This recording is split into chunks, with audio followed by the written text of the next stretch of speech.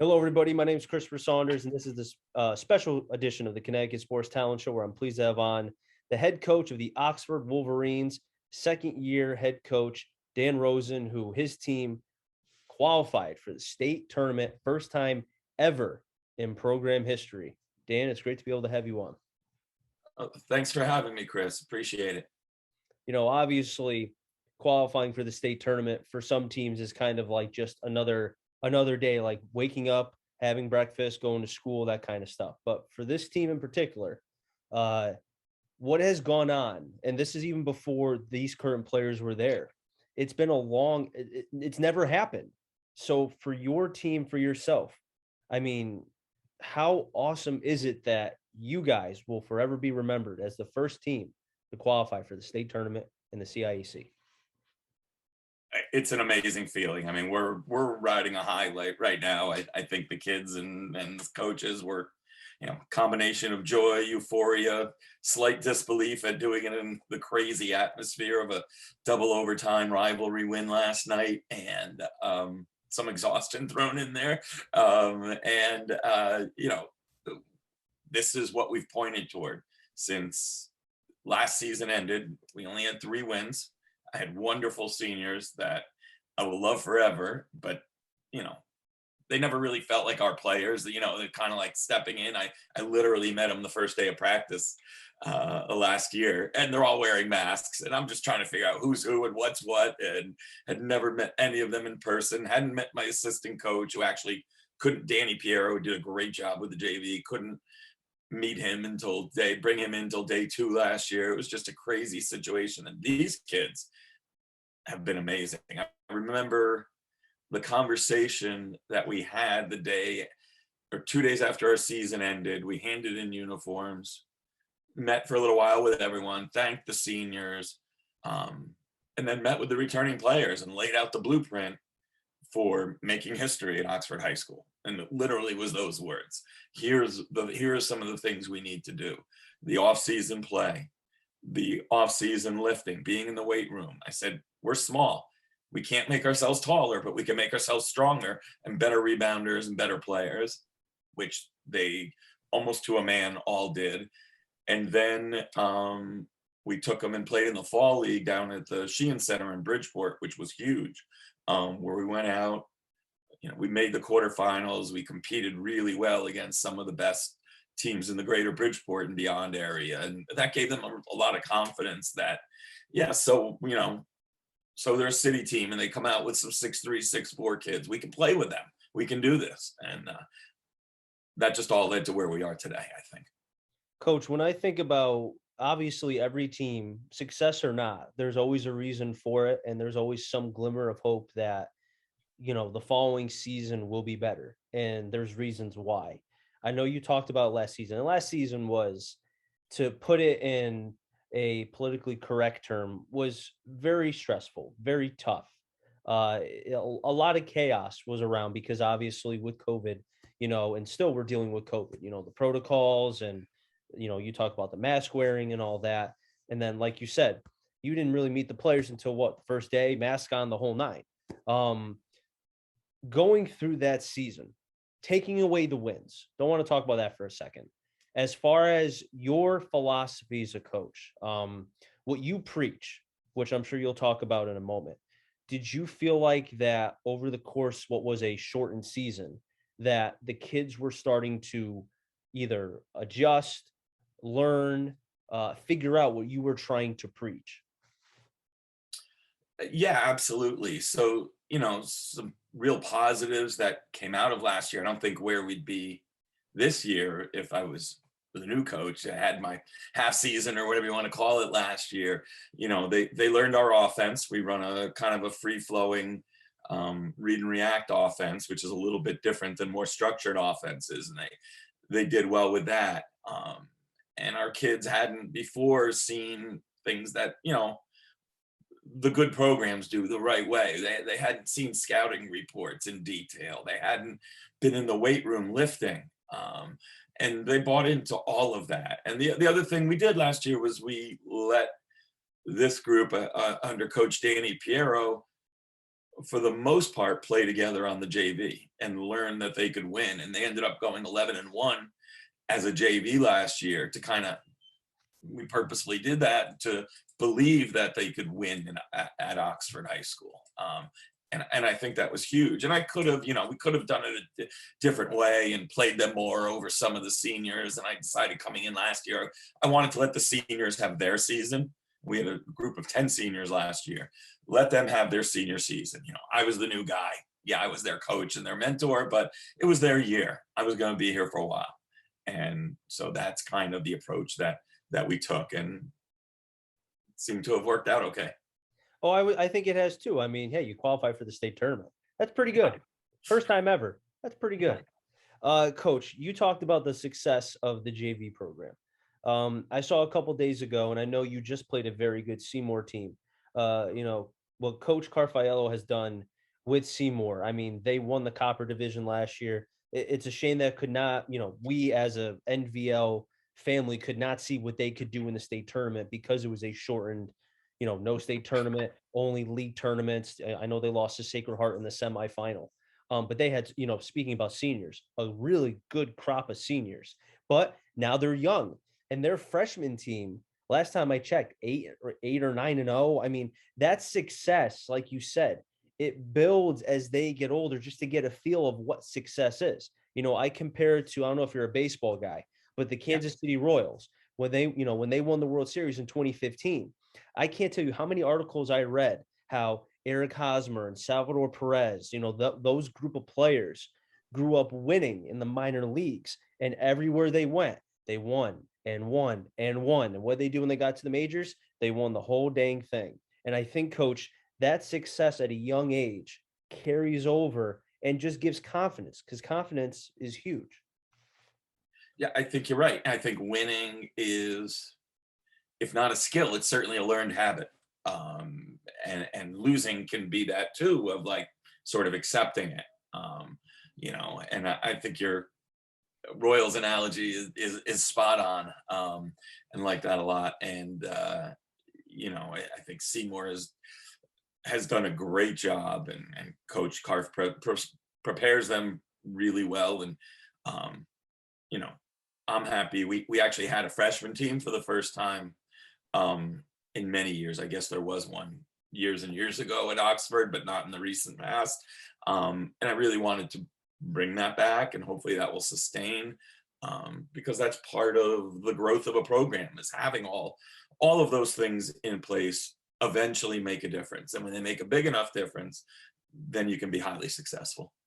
And I think, Coach, that coaches amongst the NVL, because from what I know, and I know many, if not all the coaches, it's almost like a tight-knit family. Some days you hate each other, some days you love each other.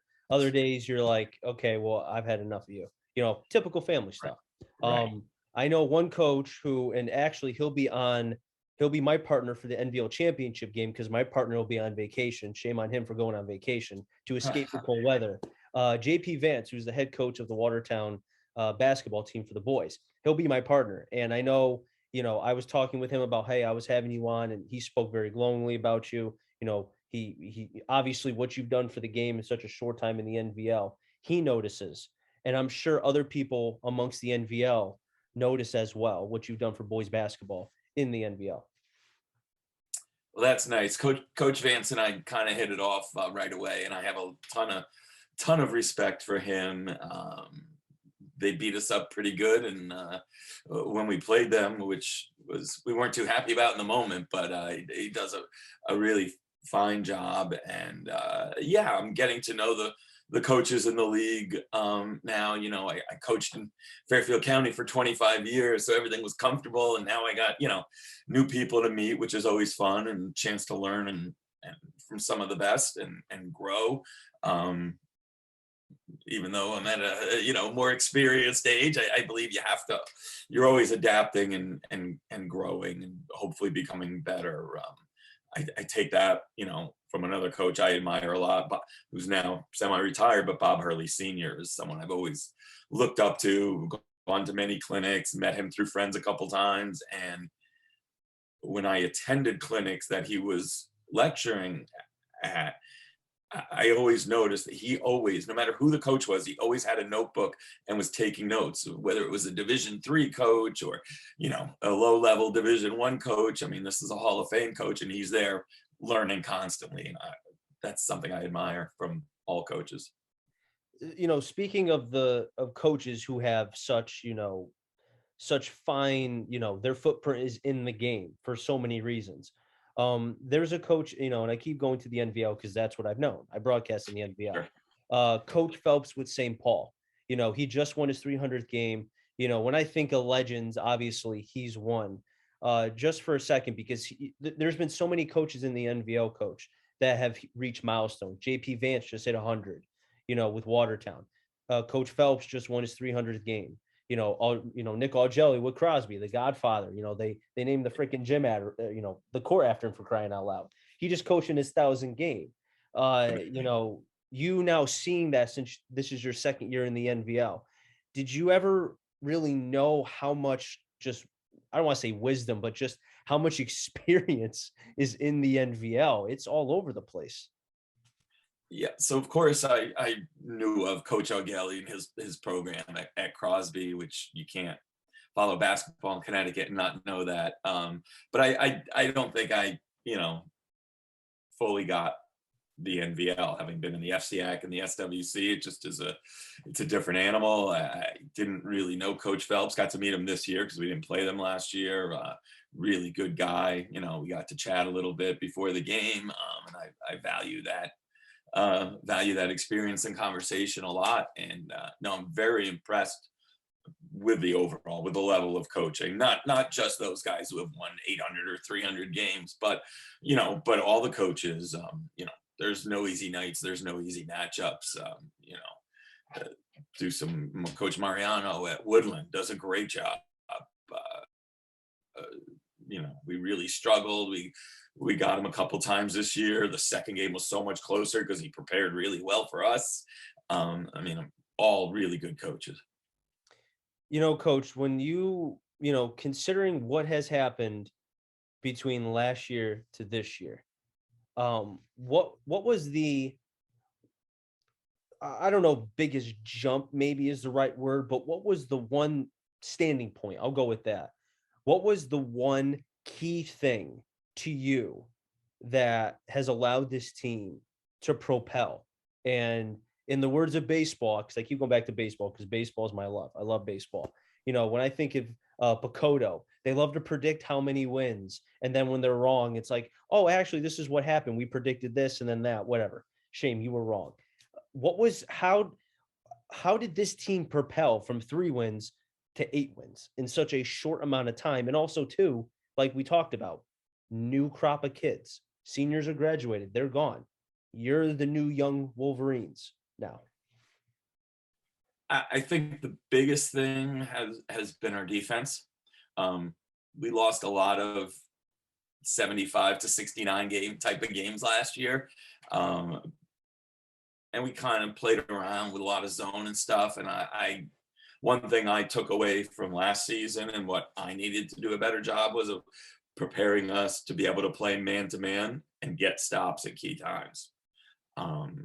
Last night, key moment, we took a charge in the game that let us win in that double overtime. That never would have happened a year ago. Coach Mike Collins, who came to us as assistant this year, was the head girls coach at Oxford and then Massac. Coached against him many times, is a really good man-to-man coach and has helped us tremendously in getting there. And that's the difference. We can stop people when it matters. Not all the time, but at least some of the time.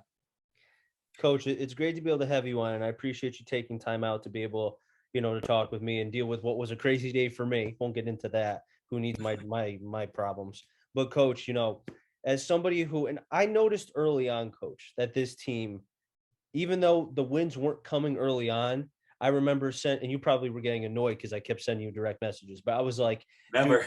I see, like, and I was being honest with you, so I don't want to make it seem like I was just blowing smoke. I really felt like this team, and just from what I was watching, because if I wasn't broadcasting games, I'm usually watching live streams. And when you would come up to the NVL, or if I can get the NFHS, I watch it. And there was just something about this team that I just said, okay, there's something different. There's something that I can't explain it, but it's there. And to now see the win, not even so much the wins, but to see the success that the kids are having. And I know how much they love being the fact of we're the first team ever. Like no one can take that away from them. You know, Right. I couldn't be happier. I really couldn't be happier. Thank you very much. I feel the same way. They're terrific kids. We've had great families and kids, and I'm just so happy for them to be able to experience this and to have that, that joy, that euphoria, and you know, to learn that you can work hard, you work hard for your goals, and no one's going to hand you anything, but if you work hard and you fight for it, you can get there, whatever that is. And for us, who knows how far we can go and whatever tournaments we make, but um seeing them learn that and learn to be resilient. I mean, there were a lot of times in some of these games we've won recently that we could have folded up the tent. They've all been close, and could have folded or won, and we just keep preaching next play, next play, next play. Yeah, don't worry about the call. Don't worry about, last night up three, kid buried a three, Chacho from Seymour buried a three from about 24 feet in the face of one of our kids who had his hand up. I'm like, you played good D. Now go play good offense. Like, that's it. Next play. And they've really bought into it. And we're so thrilled, and thrilled to be on your podcast. Thank you. This team basically, like you said, when we were talking before, we started this interview, they control their own destiny. You play in Sonia twice, who is not only ahead of you in the copper division, but also is ahead as far as the NVL is concerned. I mean, it's right there. Maybe they're not ahead of you in the copper division. It might be neck and neck. But the point is that it's there for the taking. And I know you still have Wookett. I'm glad you said Wookett and now Wolcott. It's Wookett. Plainville, obviously. I've learned that much in 2 years. Yeah, I'm telling you, I can't tell you how many people when they say Wolcott, I just look at them like it's Wookett. Stay with me now. Stay with me. Wookett.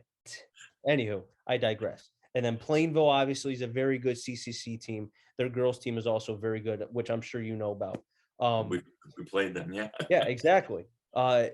You guys control, you young men and you control your own destiny as far as you can take this any which way. And then going into the Division 5, like how awesome would it be? You win most, if not all, the games. You get into the NVL tournament. You maybe win a game or two, or who knows? You win the whole freaking thing, and then you go into the Division 5, because I think you guys are in Division 5. We are. You go into there, and hey, Mogo showed up out of nowhere. They made it all the way to a final. I mean, Division 5 is not unbeatable. It's honestly, I think every division is up for the taking, even the one with Bristol Central, because you just never know. This isn't pro sports. Whoever wakes up and says, hey, I'm going to be the difference. Well, you know what? That player is going to be the difference. Yeah. 1-game tournaments, anything can happen. Exactly, Coach. Coach, again, it's great to be able to have you on. Real quick before I let you go, if I see this team, and I hope I do, I hope you make the NVL tournament, because I know I'm broadcasting. If I know Crosby and Kennedy are in, if Wilby and Career stay in their spots or stay in, I'll be broadcasting their games all the way up until the championship for the live stream for TV. And whoever they play, I'll be covering. Hopefully that's Oxford, because I love to be able to meet you in person.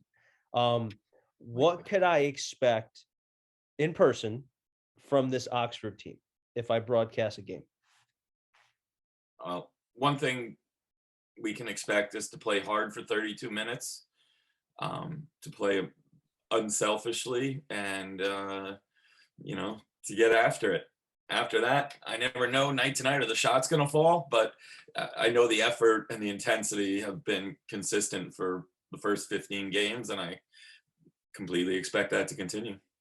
Now, with these close games, really quick, because I forgot to mention this before, did you bring any Alka-Seltzer with you to control the heartbeat or something? Because I don't know, can you take any more of these close games? Because I can tell you right now, I'm only 29. I could not take those close games back to back to back like that.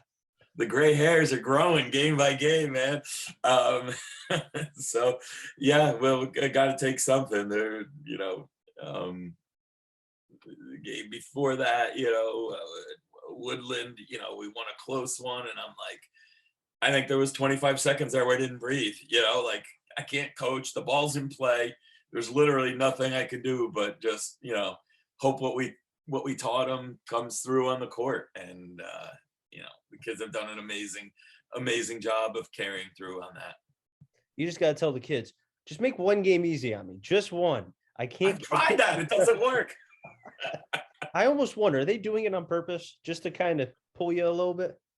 Well, I think maybe it's funny. I think we're sometimes in a little bit of we play where our competition is a bit, which we've talked about, and hopefully are getting maybe a little bit better. I don't know. But Coach, again, great to be able to have you on. I really do appreciate it, and best of luck the rest of the way, Coach. Thank you. About to get on a bus, go up to Ansonia, see how it goes. There you go. That'll wrap things up here in the Connecticut Sports Talent Show. So until next time, stay safe. And CT stands for Connecticut Talent. I'm on a journey to find them all. Enjoy the rest of your day, everybody, and be well.